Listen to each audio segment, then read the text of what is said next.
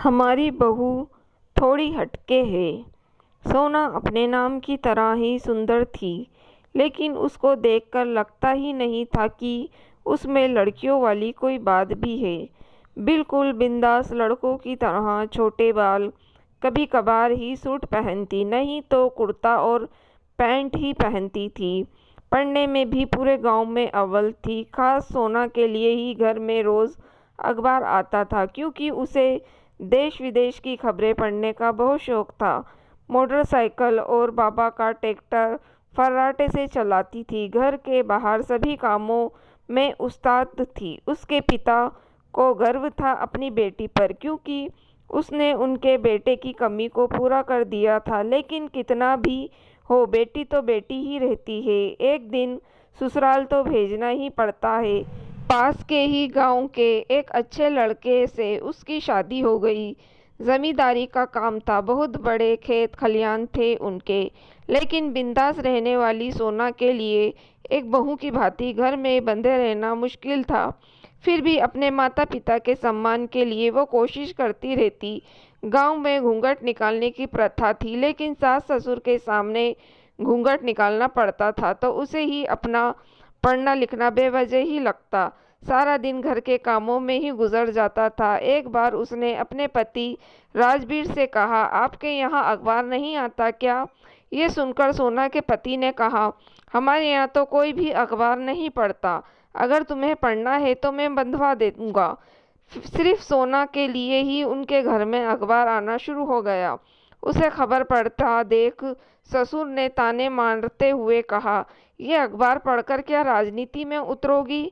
घर की बहुओं को घर के काम ही शोभा देते हैं। लेकिन सोना ठहरी बिंदास स्वभाव की। उसे इन बातों से कोई खास फर्क नहीं पड़ता था। घर के मर्द जब काम पर निकल जाते तो सोना अपनी सास को देश दुनिया की खबरें पढ़कर सुनाती। धीरे धीरे उन्हें भी खबरें सुनना अच्छा लगने लगा। खाली वक्त में वो पड़ोसन में रहने वाले गरीब बच्चों को भी पढ़ा दिया करती थी। स्कूल में अच्छे नंबर आने पर उन बच्चों की माँ उसे ढेर आशीष देती। एक दिन सोना के ससुर की तबीयत कुछ ठीक नहीं थी, इसलिए वो घर पर ही थे। सोना के पति को किसी काम से शहर जाना पड़ा। दोपहर को सोना के ससुर जी की सीने में दर्द उठने से तबीयत अचानक ज़्यादा खराब हो गई। घर में और कोई मर्द भी नहीं था।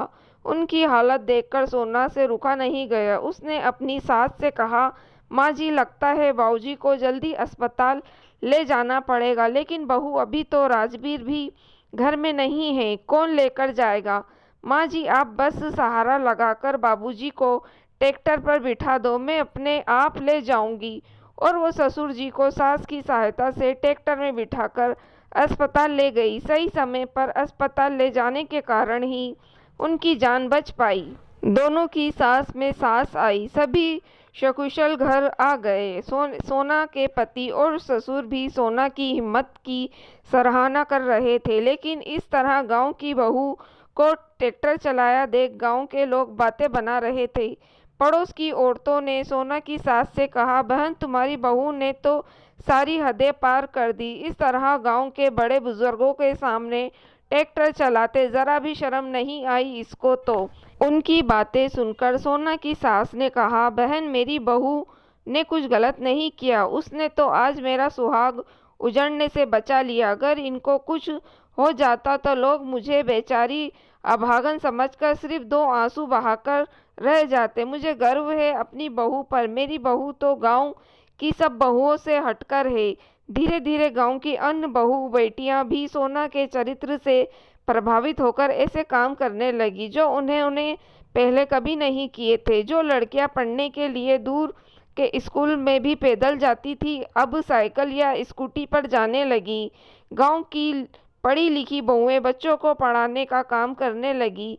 गांव में सरपंच के चुनाव आने वाले थे। इस बार किसी महिला उम्मीदवार को खड़ा होना था। सोना की सास ने सोना से कहा, बहू, क्यों ना इस बार सरपंच के चुनाव में तुम खड़ी हो जाओ?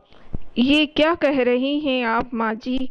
भला मैं कैसे? तभी सोना के पति और ससुर ने भी इस बात का समर्थन करते हुए कहा, हाँ हाँ, क्यों नहीं, हमारी सोना से अच्छी उम्मीदवार तो कोई हो ही नहीं सकती। अगर ये सरपंच बन गई तो हमारे गांव का भी उद्धार हो जाएगा। सोना ने खुशी खुशी फॉर्म भर दिया और वो बहुमत से सरपंच बन भी गई। सोना की सास ने अपने पति से कहा, देखो जी, हमारी बहू है ना सबसे हटके। सोना के ससुर ने, राजवीर की माँ अखबार पढ़ने वाली बहू आज राजनीति में आ गई है। सच में आज हमारी बहू ने हमारा नाम रोशन कर दिया है।